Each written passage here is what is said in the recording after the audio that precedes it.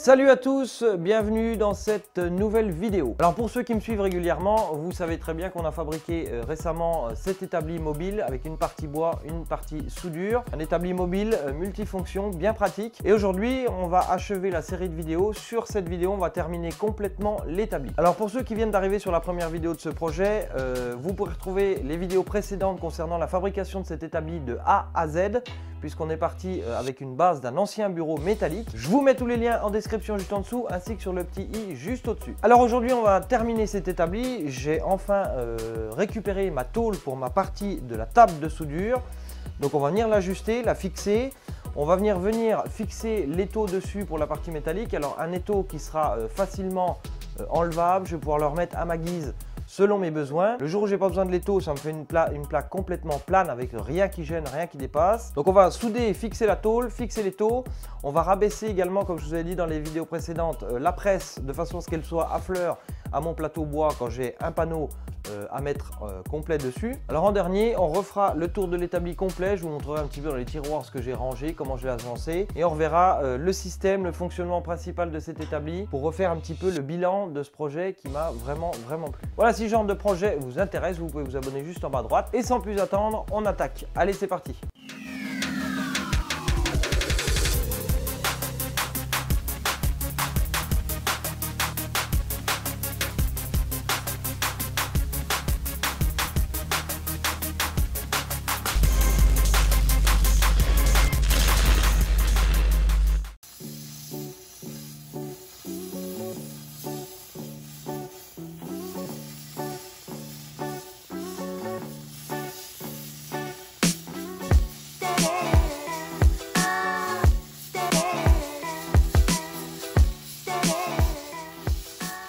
Alors comme vous pouvez le voir les amis, là où je bosse, on a un Oxy Cooper. Vous avez pu voir que c'est super pratique pour couper de la tôle. C'est de la tôle de 5-7, c'est-à-dire qu'elle fait 5 mm d'épais, mais maximum 7, tout simplement parce que dessous elle est striée. Elle est moins lourde vu qu'on n'a que 5 mm de tôle pleine et le reste c'est du stri. Et l'avantage c'est que la face striée quand même a tendance à renforcer la tôle pour éviter qu'elle travaille un petit peu.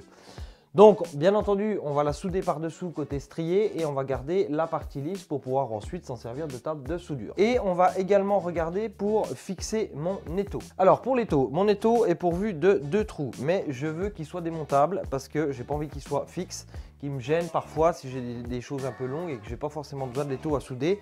Je veux qu'il soit démontable. Donc on va faire un système simple mais plutôt efficace. On va repérer les endroits, les 2 trous pour les fixations de l'étau. Et ici, je vais percer un des trous qui va venir prendre et ma tôle et mon carré, pour histoire qu'il se soit bien rigide. Et le deuxième trou, ça uniquement dans la tôle. Alors, je vais pré-percer donc 2 trous au niveau des fixations et je vais venir y souder des écrous par-dessous. Ce qui fait que j'aurai simplement 2 boulons à venir mettre dans les trous. Je les serre à la main, un bon coup de clé de chaque côté. Mon étau est fixé, on n'en parle plus. Je vais mettre l'étau ici, pourquoi? Parce que je voulais le mettre en face un pied quand j'ai à taper pour limiter le moins possible les rebonds. Bon bah c'est parti, on va repérer ça, on va percer les trous. Je vais regarder les écrous, les boulons qui vont là-dedans. Et puis on y va. Allez go!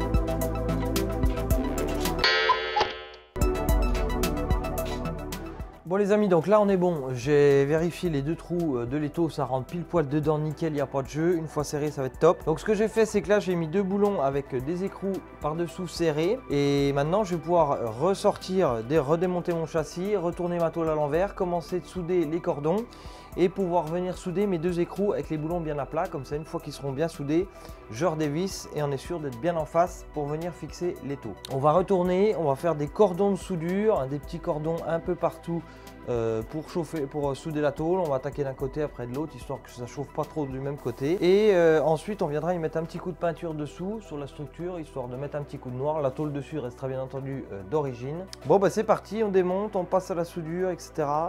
et puis on y va. Allez go!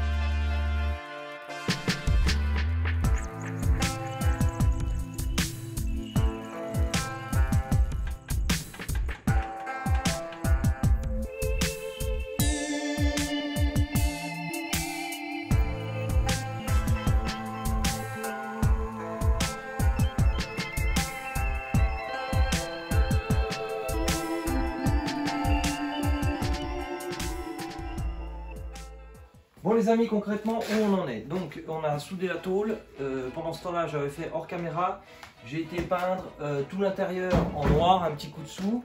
On finira par faire tous les champs en noir propre, je mettrai un petit coup de scotch pour que la tôle reste elle-même. On va pas peindre la tôle parce que quand on va souder ça va tout cloquer, ça va être infernal. Donc ce qui va nous rester à faire, c'est j'ai remis en place donc ma tôle, j'avais dessoudé ma petite baguette, vous savez dans la vidéo d'avant, la petite baguette qui venait tenir la tôle pour éviter qu'elle sorte des charnières.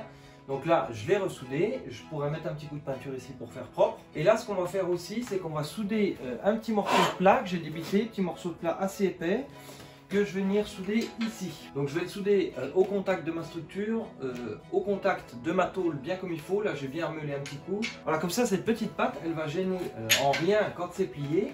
Vous voyez, ça va gêner en rien du tout. Et une fois que je vais relever ma table de soudure, cette petite patte là va se retrouver comme ça. Et ça va tout simplement me servir pour venir mettre ma masse. Ce qui fait que ma masse sera toujours fixée sur cette patte là. Et quand j'aurai à souder sur ma tôle, je n'aurai pas à aller mettre ma masse sur un bout de ferraille, etc. Une fois que ma masse sera là, toute ma tôle sera la masse. Et je pourrai juste prendre ma poignée pour venir souder un morceau de ferraille sur la tôle. Alors ça, je vous avoue que ça va être pratique. Parce que tant que j'avais pas de table de soudure, j'étais souvent obligé des fois pour deux petites pièces, d'essayer de mettre la masse dessus, ça bouge, ça enrage la vite. Avec là, on fout ça, on s'occupe plus de la masse et on soude là-dessus, c'est plutôt pratique. Et puis voilà, allez c'est parti.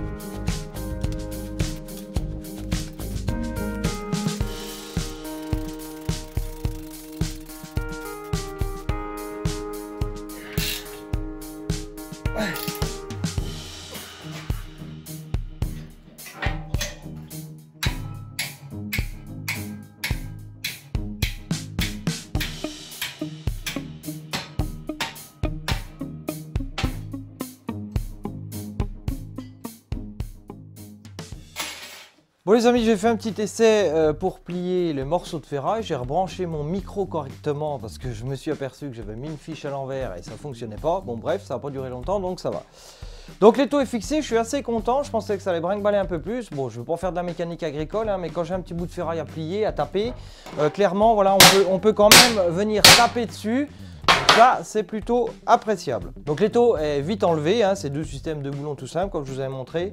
C'est peut-être pas le système le plus rapide du monde, mais moi ça me convient largement.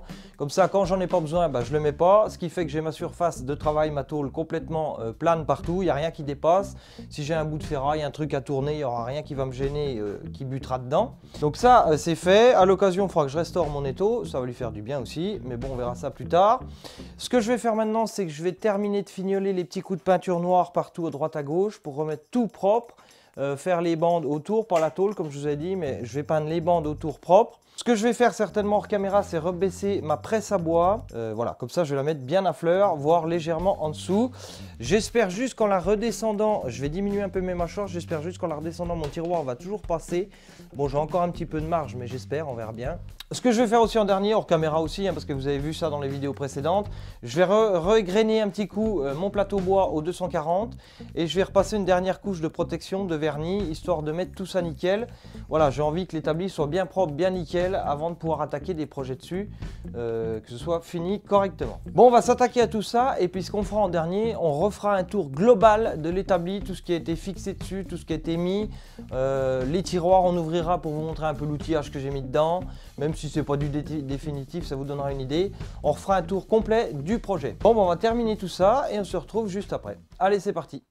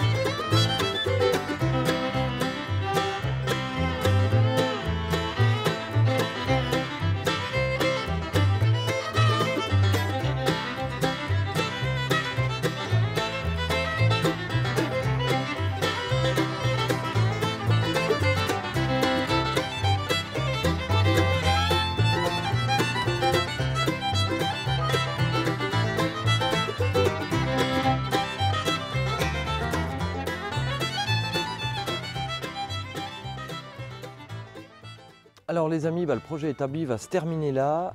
J'en profite pour le sortir dehors. Alors désolé si vous entendez un peu un ou deux bruits de voiture, je ne sais pas si ça va s'entendre. Voilà, tout ça pour vous dire que dehors ça va être bien appréciable quand il va faire beau. Je vais pouvoir souder, bricoler aussi dehors. Donc ça c'est appréciable de pouvoir avoir cette mobilité bien pratique. Donc ce que j'ai fait, c'est que j'ai repassé une couche de vernis sur l'ensemble du plateau bois. On a une surface super lisse, bien plane, on pourra travailler bien le bois dessus. J'ai redescendu donc ma presse, comme je vous avais dit, légèrement dessous le plateau, comme ça quand j'ai un grand panneau posé dessus, je peux le tourner, ma presse ne va pas me gêner.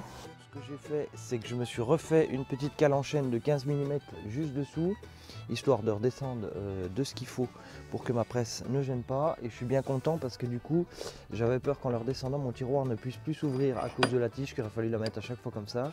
Mais du coup, il n'y a pas grand chose, mais ça passe nickel. Donc je suis bien content. La partie soudure est dépliée ici.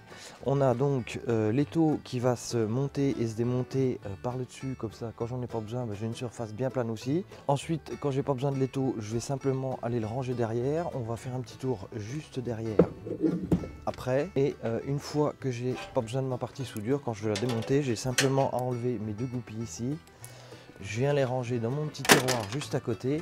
Alors dans mon petit tiroir, j'ai mis aussi mes deux boulons qui servent à fixer l'étau, comme ça j'ai tout sous la main. Je vais venir lever légèrement, démonter ma structure.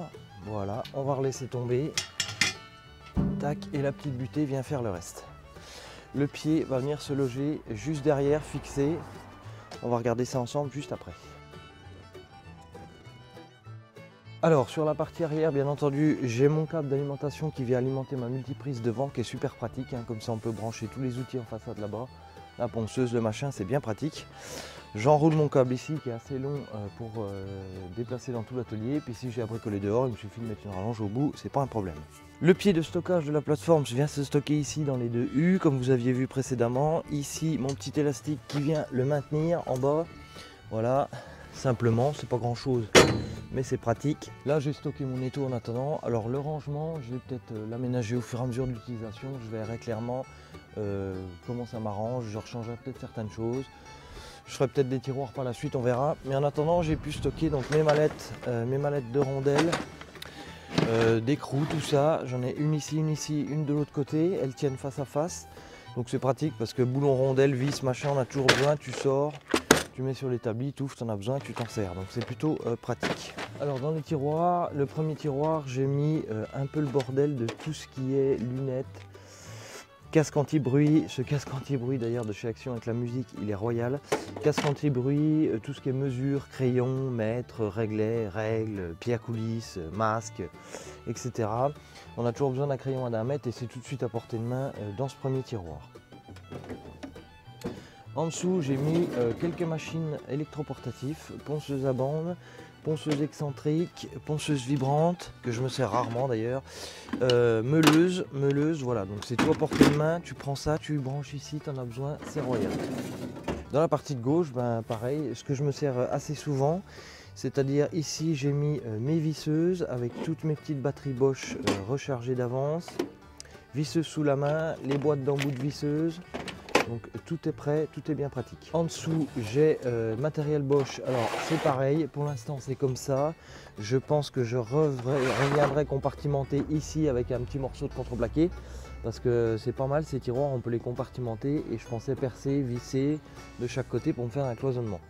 En attendant, j'ai mis ma gamme Bosch Pro ici parce que bah voilà, tu as besoin de la scie sauteuse, tu la sors, tu prends une batterie là, c'est parti, t'en manches et on y va. J'ai gardé les L-Box et quand le jour où je viens me déplacer, eh ben, j'ai simplement à reprendre mes modules plastiques, je les remets dans la L-Box et puis je m'en vais avec. Donc ici j'ai mis le PMF, la scie sauteuse et en dessous j'ai mis la circulaire Bosch Pro. Donc pour l'instant c'est comme ça, ça changera peut-être un jour suivant l'évolution de l'établi, etc. On verra comment on fait.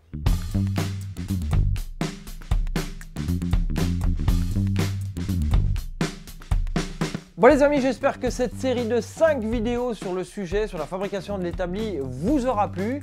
En tout cas, moi j'ai pris un énorme plaisir à fabriquer cet établi. Si cette vidéo vous a plu, n'hésitez pas à mettre un gros pouce bleu, c'est le plus beau remerciement que vous puissiez me faire et ça fait super plaisir. J'attends vos commentaires avec impatience juste en dessous dans la description. Donnez-moi vos avis, vos idées, etc. sur l'aménagement également du tiroir ou ce que vous pensez du projet en général. J'y répondrai avec grand plaisir. Vous pouvez vous abonner à la chaîne juste en bas à droite pour suivre les futurs projets, les nouvelles aventures sur la chaîne. Vous pouvez me rejoindre également sur les réseaux sociaux Facebook, Instagram, j'y mets régulièrement des photos des projets en cours. Et puis un grand merci à tous d'avoir visionné la vidéo jusqu'au bout, vous êtes de plus en plus nombreux, c'est très motivant, ça donne envie de continuer. Donc un grand merci à tous et puis sur ce, je vous souhaite un très beau week-end. Profitez de vous, bricolez, amusez-vous et on se revoit bientôt pour de nouvelles aventures. Allez, ciao, bye bye. Thank you.